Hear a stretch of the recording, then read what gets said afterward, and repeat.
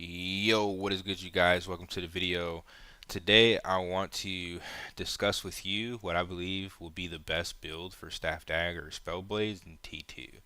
Now, for those of you that have been following me for a while, a lot of this information I've discussed on stream, so it may not be complete news to you.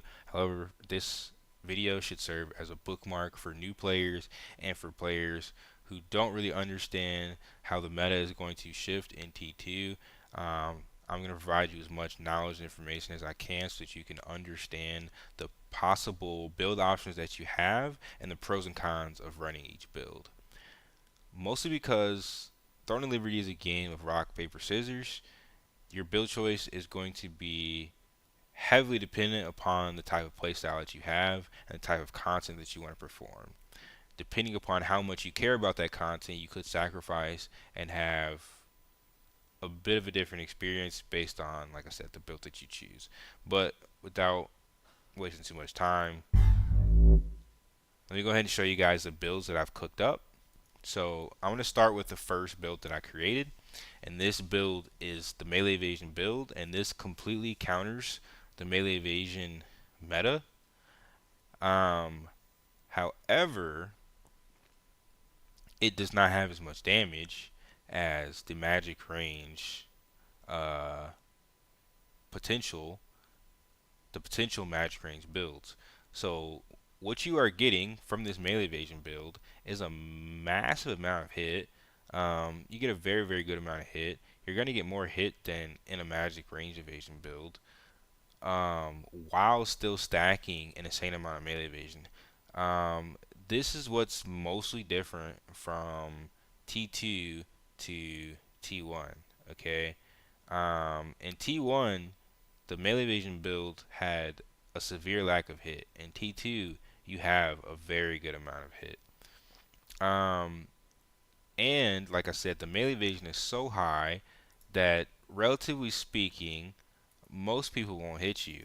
Because if you're at 3,000 evasion, let's say a Gracer user is at 2,200 hit on average, they're going to have a 44% chance to hit you. That being said, you can boost your evasion higher than this 3,000. They can also get their hit slightly higher. But just starting at those thresholds, 3,000 evasion is going to give you a very good threshold in order to counter most melee opponents. So that being said, this build is definitely viable. It is definitely viable in T2 if you want to counter melee. And there will be a lot of Greysword players. There will be a lot of Spear players because that's what people are playing in T1. So it totally depends upon your server. Um, like I said, the con of this build is that you have less damage. And what I mean by this is that I only have 35% critical damage. And this is mostly coming from the Wrathful Edge passive of Dagger, the Murderous Chaos, and then the Great Killer, which is a passive for Master that I get for having 80 dex. This is pretty decent. 35% critical damage is not bad. However, comparatively, you do have less critical damage than even an entry level magic ranged build. My entry level magic range build into T2 has 47% crit damage. This is utilizing the Shadow Harvester set bonus with getting crit from the Tempest or the Transcendent set, and then just using the Dominus set for a little bit of extra bonus damage and hit.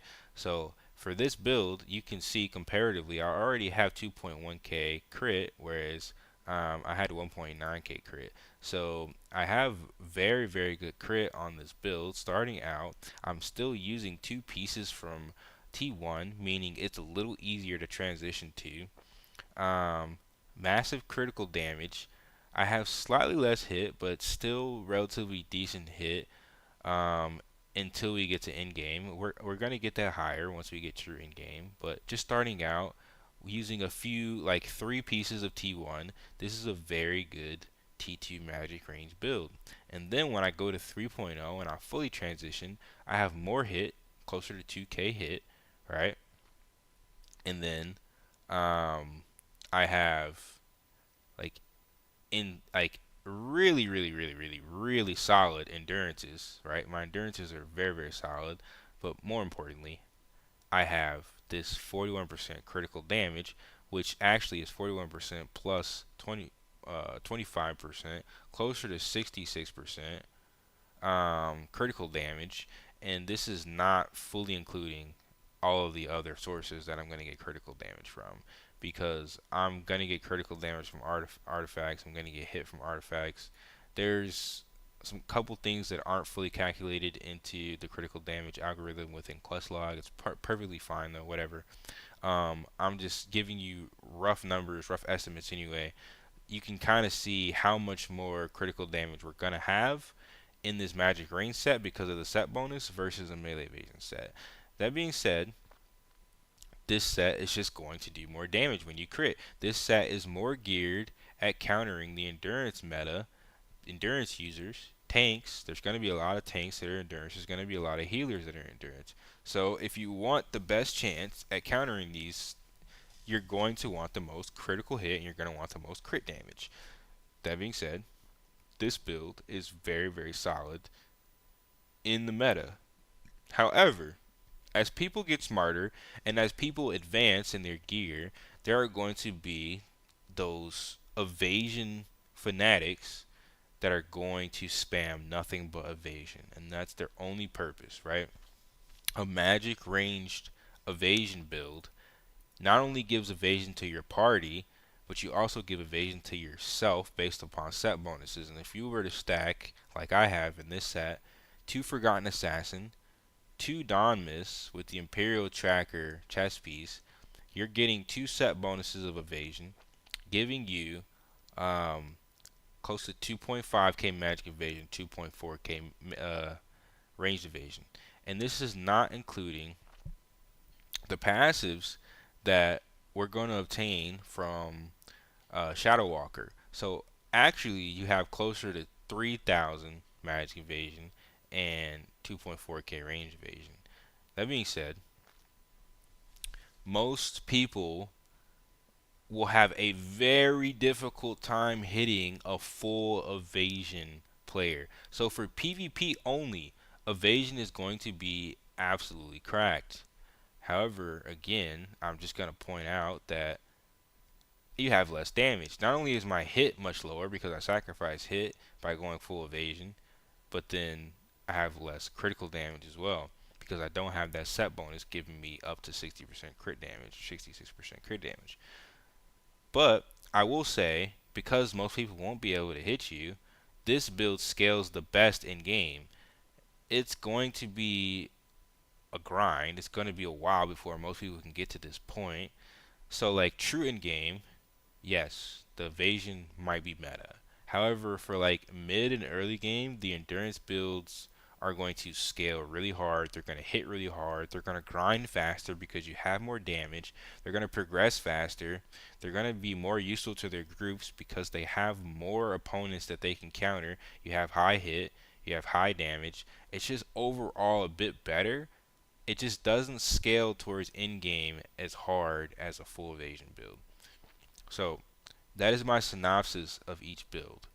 Um, so if you're looking for build advice on what to play, it depends on the type of content that you want to do. If you want to do all forms of content, I think the Magic Range Endurance is the route with the Transcendent set. If you want to do only PvP, and that's all you care about, you only care about killing people, you're not going to focus as hard as on PvX and Battlegrounds. You're not going to really care if you farm slower in public dungeons. You can just go straight for the evasion. You're still going to have decent damage. You're not just going to have, you're just not going to have as high of damage. It's going to be decent, it's just not as high. That being said, there is one more option, and that option includes like a full tank set, right? Now, this set is melee range endurance, and it has a decent amount of magic endurance as well. You could raise his magic endurance a little higher, but having 2.5k melee endurance, 2k range endurance, 9k magic endurance, comparatively to the DPS magic range set, 2k range endurance, 1.8k magic endurance, I can't really stack melee endurance with this build without sacrificing too much from my other endurances. But if I were to go full endurance with a bit of fortitude, I could stack all three endurances. That being said, for those of you that don't know how endurance works, right? If enemy has 1800 endurance, you have 2200 crit, you only have a 28% chance to get crit. That being said, if I have 2500 endurance and they only have 2200 crit, I'm never getting crit. That being said, I could ideally sacrifice a bit of this melee endurance to raise my magic endurance. However, I kind of like the idea of never being crit by a melee user. So, for a full tank, this is, again, it is a viable build. It's just not my preferred playstyle. It's going to be a little bit off meta, but you will have so much HP, you will have so much survivability that you're just going to be an annoyance. And the best part about it is you still have good hit. Your critical damage is your bonus damage is not bad. Your critical damage is the lowest of all three of the builds. However, it's still viable because you have so much survivability, and you'll still have anti-heal staff. You're basically a bruiser with the staff. So now you guys have every build option that I've created. You can expand upon these builds and really find your own playstyle. The build diversity in T2 is absolutely amazing. I just wanted to make this video to let you know like where I think the meta is going to go. And like I said, I think true in game is going towards evasion. Mid game, the magic range endurance just has too much damage, so I just think it's just going to be cracked for progressing through the game, playing with groups. That being said, let me know what you guys think about the builds. Let me know what you want to play in T2 or what you plan on playing in T2, and hopefully I will see you guys in Talandre. Peace and love, gang.